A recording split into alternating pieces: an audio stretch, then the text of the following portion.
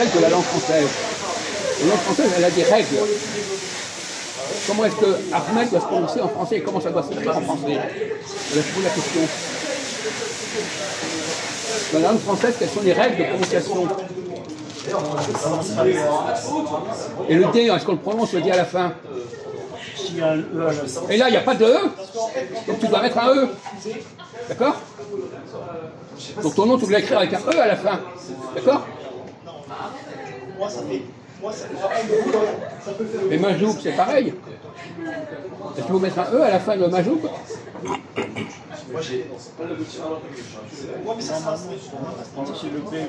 Oui, alors bon, donc il faut mettre un E.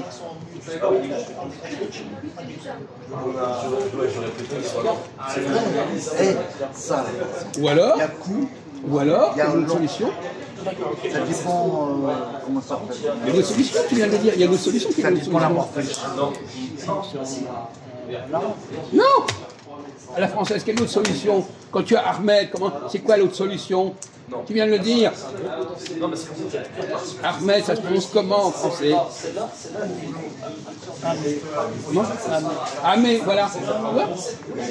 Majou, ça se prononce comment en français? Majou. Voilà. Il faut arrêter de faire n'importe quoi. Il ne faut pas écrire. Il faut dire, je m'appelle Ahmed. Oui, il s'appelle Majou. Autrement, c'est pas du français. C'est pas intégré en français. On va pas s'appliquer. On va pas respecter les règles de toutes les langues que les gens ont dans leur langue d'origine. Alors Mohamed, comment faut-il prononcer? Mohamed, voilà. Ou bien, il faut mettre un E. Avec un E.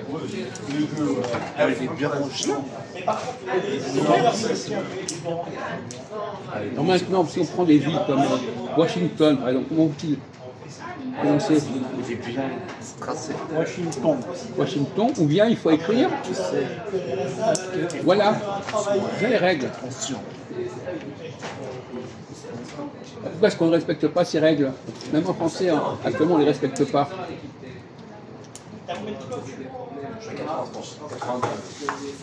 Il y a quelque chose qui ne fonctionne plus? Qu'est-ce que ça ne va pas? Autant autrefois, comme Alger, comment on vous a prononcer Alger? Non, c'est... Non. Oui, enfin si on met un R, oui, on peut mettre un... On a le droit dans le cas d'Alger, on peut effectivement dire Alger. Mais si on dit par exemple Tunis, comment doit-on prononcer Tunis? Tunis, et pas Tunis. Alors comment c'est-il que on prononce mal les mots étrangers en français aujourd'hui? Autrefois, comme Rome, on ne disait pas autrefois, normalement en italien c'est Roma. Pourquoi est-ce qu'on ne dit pas Roma aujourd'hui? Pourquoi est-ce qu'on dit Rome? Qu'est-ce qui s'est passé dans la langue française pour que les capacités d'intégration des mots étrangers ne soient plus respectées? Moscou, comme on dit Moscou en russe. Alors pourquoi est-ce qu'on dit Moscou? La langue française, là, elle a imposé sa façon de faire. Leningrad, comment doit-on dire Leningrad? Stalingrad, par exemple. Stalingrad, il faut mettre un E. Voilà.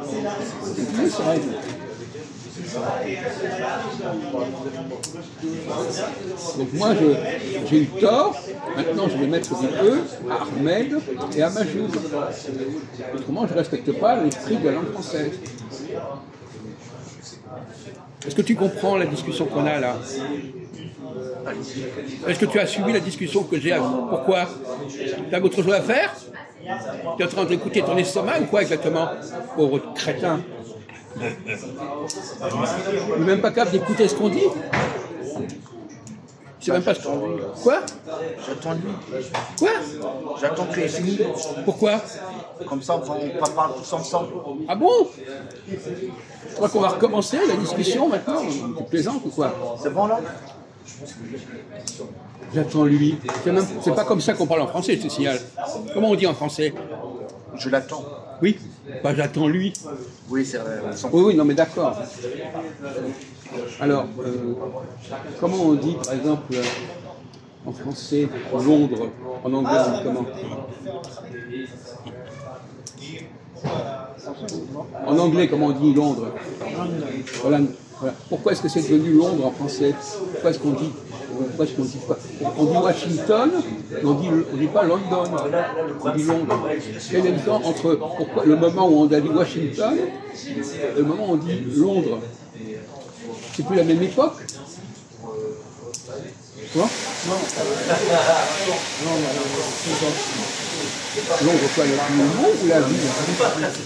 Non, on parle du mot.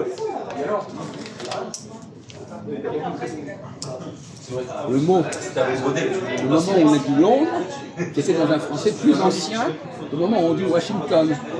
Parce que c'est un français qui a perdu sa cohérence quand on dit Washington. On n'a pas le droit de dire Washington en français. Par exemple, il faut dire Washington.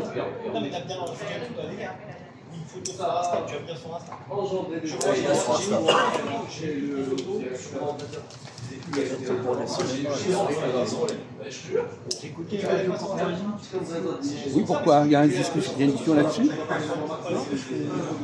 Ça va? Il parle des poids de ça. Oui, d'accord, mais je n'ai pas écouté. Mais tu as des choses à me dire à ce sujet?